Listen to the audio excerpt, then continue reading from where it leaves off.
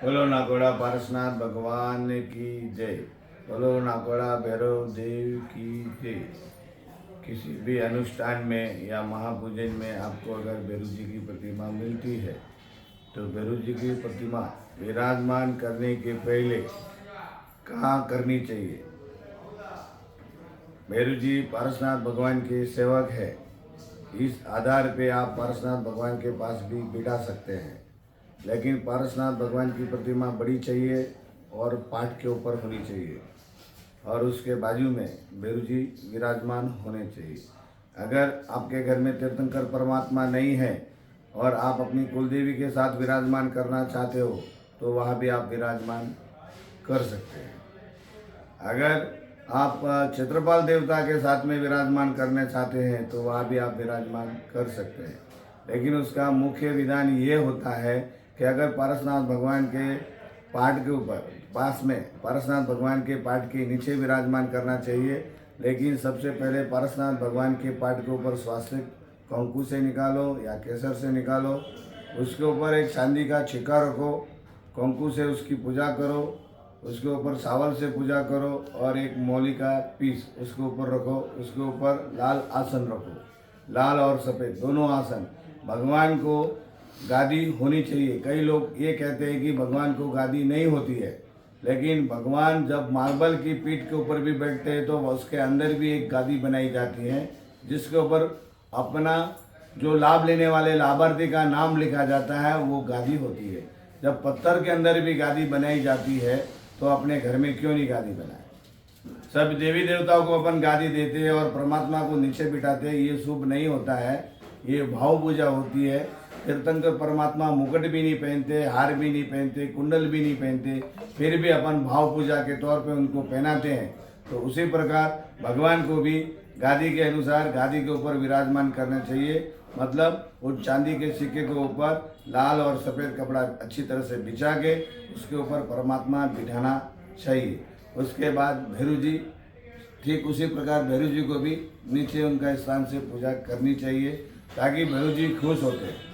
भैरव जी जब खुश होते हैं जब उनके दादा की आप भक्ति करते हो। भगवान की भक्ति करने पर ही भैरव जी खुश होते हैं। एक शास्त्र में भी बताया है, हाँ, शास्त्रों में भी लिखा हुआ है कि जो परमात्मा की भक्ति करता है भैरव देव उनके साथ में खड़े होते हैं। और सभी भक्तों को बोलता हूँ कि भैरव दादा की जब आराधना करनी हो तो पहले 3 नवकार मंत्र पारस शक्तिसा और भैरव चालीसा 3 पढ़नी चाहिए। नित्य क्रम से जो करता है, लाल आसन पर बैठ के जो नित्य करता है, उसकी अर्जी भैरव जी तक पहुँचती है। और कुछ भगत जाप करना चाहते हो तो ओम ह्रीम श्री नाकोड़ा पार्श्व भैरवाय नमः इस मंत्र का जाप करने से भैरव जी ज़्यादा प्रसन्न होते हैं, क्योंकि नाकोड़ा नगरी के अंदर भैरव जी इस प्रकार जागृत रूप में बैठे हैं कि 24 तास नाकोड़ा के अंदर ही पूरा उनका लक्ष्य है।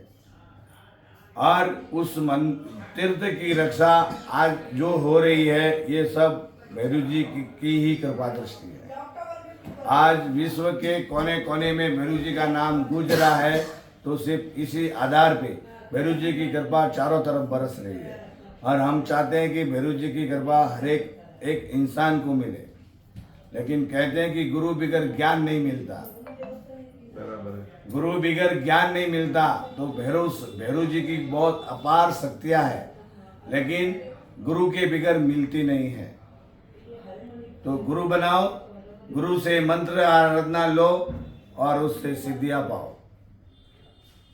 इससे भैरव जी अति प्रसन्न होते हैं। शास्त्र के तौर पे कई लोग भैरव जी को बरोबर बिठाते नहीं। मैन बिठाने का रास्ता, कभी भक्ति में बिठाना हो तो भैरव जी को कहाँ बिठाना चाहिए, पहले या बाद में। अगर 2 प्रतिमा हो तो पहले पारसनाथ भगवान बैठते हैं, उसके बाद में भैरव जी बैठते हैं। कई लोग भैरव जी को पहले बिठाते हो। तो मैं इनको पूछना चाहता हूँ कि आपका बेटा आपके साथ में रहता है या आप उनके साथ में रहते हो। तो सब लोग बोलते हैं कि बेटा हमारे साथ में रहता है।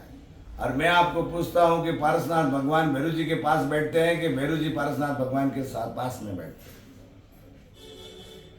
तो लोग बोलते हैं कि भाई भैरव जी तो पारसनाथ भगवान के पास में बैठते हैं। तो पहले फर्स्ट में पारसनाथ भगवान आते हैं और पारसनाथ भगवान को पाट पे बिठाया जाना चाहिए और भैरव जी को नीचे बिठाना चाहिए। जय जय।